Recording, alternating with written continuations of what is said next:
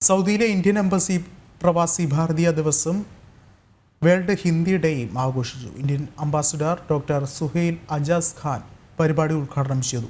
ചടങ്ങിൽ സാമൂഹിക സാംസ്കാരിക രംഗത്തെ പ്രമുഖരും എംബസി ഉദ്യോഗസ്ഥരും ഇന്റർനാഷണൽ ഇന്ത്യൻ സ്കൂൾ വിദ്യാർത്ഥികളും പങ്കെടുത്തു.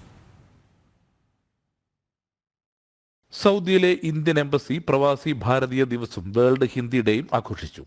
Indian ambassador doctor Suhail Ajaz Khan പരിപാടി ഉദ്ഘാടനം ചെയ്തു. തുടർന്ന് പ്രധാനമന്ത്രിയുടെ പ്രവാസി ഭാരതീയ ദിവസ് സന്ദേശം അംബാസിഡർ വായിച്ചു.